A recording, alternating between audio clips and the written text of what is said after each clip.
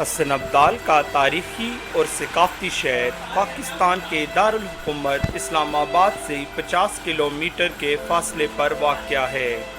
یہ چین کے علاقے کاشغر جانے والی شاہراہ ریشم کے نقطۂ آغاز پر ہے، جہاں سے ہزارہ کا بھی آغاز ہوتا ہے۔ اس اعتبار سے حسن ابدال کا شہر اقتصادی راہداری منصوبے کا نقطۂ آغاز بھی کہا جا سکتا ہے۔ حسن ابدال ہر دور میں تاریخی اور تہذیبی اثرات کا حامل رہا ہے، لیکن اس کی علمی و ادبی حیثیت کا تعین ابھی تک نہیں کیا جا سکا۔ تقریباً پچھلی چند دہائیوں میں اس حوالے سے کام کرنے کا بیڑا یہاں کے ادیبوں اور شاعروں نے اٹھایا ہے، جس سے اس کی علمی و ادبی سرگرمیوں کو فروغ حاصل ہوا ہے۔ حسن ابدال کے صاحب کتاب لوگ میرا پسندیدہ موضوع رہا ہے، جس پر کام کرنے کے جذبے نے اس وقت انگڑائی لی جب ایک کم فہم شخص نے کسی محفل میں حسن ابدال کی ادبی کوک کو بانچ قرار دیا۔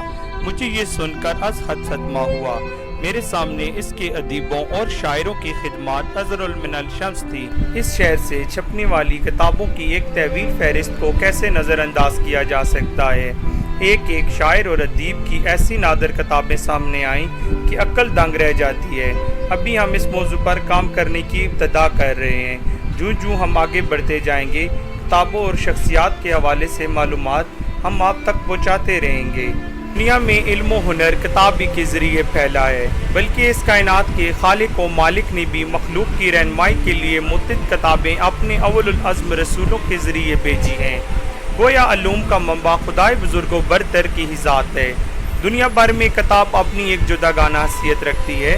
موضوع کے اعتبار سے تحقیق کا دائرہ تو الگ ہو سکتا ہے، لیکن کتاب کو علم و ہنر اور معلومات کی فراہمی کے حوالے سے ایک دستاویز کی حیثیت حاصل ہے۔ میری حسن ابدال تحصیل کے ادیبوں اور دانشوروں سے درخواست ہے کہ وہ اپنے حوالے سے اور اپنی کتب کے حوالے سے معلومات ہمارے ساتھ شیئر کریں۔ میرے عزائم کو تقویت ملے گی۔ حسن ابدال ایک تاریخی شہر کی حیثیت سے پہچانا جاتا ہے، لیکن اس کی تاریخی شناخت کو شہرت دینے اور کتابی اور ادبی دنیا میں متعارف کروانے کا سہرا منظور الحق صدیقی کے سر جاتا ہے، جو اس حوالے سے یکتا ہیں، جنہوں نے تاریخ حسن ابدال لکھ کر نہ صرف حسن ابدال کے تاریخی قصبے کو پوری دنیا میں متعارف کروایا، بلکہ تاریخ نویسی میں ایک نئے اسلوب اور تکنیک کو سامنے لائے۔ تحریک پاکستان کے گولڈ میڈلسٹ، ماہر آثار قدیمہ، شگفتہ ریاضی دان، استاد محقق منظور الحق صدیقی 12 اپریل 1917 کو ضلع روہتک، بھارت کے ایک متوسط گھرانے میں پیدا ہوئے۔ انہوں نے ایم.اے پنجاب یونیورسٹی سے کیا۔ 1937 میں پنجاب مسلم اسٹوڈنٹ فیڈریشن میں شمولیت اختیار کی۔ تحریک پاکستان کے ان سابقون اور اولون میں سے تھے جنہوں نے 1940 میں قرارداد لاہور کے اجلاس میں شرکت کی اور پھر نظریہ پاکستان کو پنجاب کی عوام میں مقبول بنایا۔ تحریک پاکستان کے لیے ان کی خدمات کا اندازہ قائد اعظم کے ان خطوط سے لگایا جا سکتا ہے جو انہوں نے منظور الحق صدیقی کے نام لکھے۔ ان کو قائد اعظم سے 2 دفعہ بمبئی میں ان کی قیامگاہ پر ملنے اور چائے پینے کا اتفاق ہوا۔ 1942 میں انہوں نے انگریزی میں پمفلٹ جیو اور جینے دو کے عنوان سے شائع کیا۔ قیام پاکستان کے بعد اپنے اہل و عیال کے ساتھ ہجرت کر کے راولپنڈی آ گئے۔ قیام پاکستان کے بعد وہ سیاسی سرگرمیوں سے کنارہ کش ہو گئے اور شعبہ تدریس سے وابستہ ہو گئے۔ 1954 میں بطور معلم کیڈٹ کالج حسن ابدال میں اپنی خدمات سر انجام دینے لگے۔ وہ 26 برس تک ریاضی اور اردو پڑھاتے رہے۔ منظور الحق صدیقی کیڈٹ کالج کے بانی اساتذہ میں سے ہیں۔ وہ کالج کی فٹ بال ٹیم کے کوچ بھی رہے ہیں اور 1980 میں کیڈٹ کالج سے ریٹائرڈ ہوئے اور ریٹائرمنٹ کے بعد بورڈنگ انسٹیٹیوٹ میں کوچنگ کرنے لگے۔ ان کی قومی خدمات کے اعتراف میں صدر پاکستان ضیاء الحق نے 1999 میں تحریک پاکستان گولڈ میڈل سے نوازا۔ وہ 1945 میں محترمہ سرور صدیقہ کے ساتھ رشتہ ازدواج میں منسلک ہوئے۔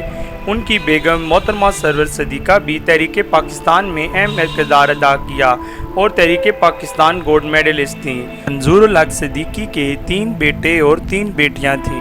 ان کے ایک صاحبزادے ارشد محمود صدیقی راولپنڈی سے لاہور جاتے ہوئے جہاز کے حادثے میں شہید ہو گئے۔ انہوں نے اس الپناک حادثے کو کتابی شکل دے کر نمونے کا ایک نوجوان کے نام سے شائع کیا۔ ان کے بیٹے ارشد صدیقی کی یاد میں کیڈٹ کالج میں یادگار بنائی گئی۔ یہ وہ بنگلہ ہے جہاں منظور الحق صدیقی نے اپنی ریٹائرمنٹ سے پہلے کے ایام گزارے۔ 24 جولائی 2001 کو آپ پر فالج کا اٹیک ہوا اور 27 جولائی 2004 کو خالق حقیقی سے جا ملے۔ ان کی 17 تصنیفات منظر عام پر آئیں۔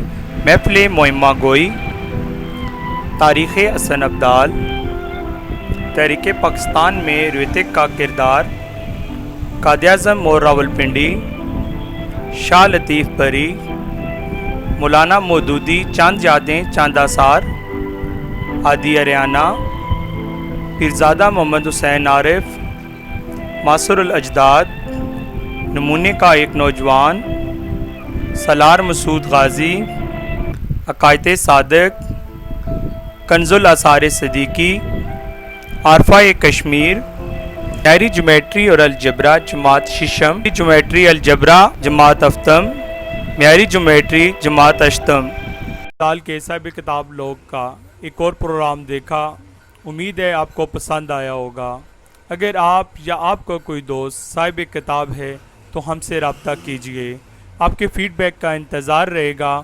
رابطے کے لیے ہمارا نمبر ہے 0314531310 اور ہمارا ای میل ایڈریس kaiserdilawar@yahoo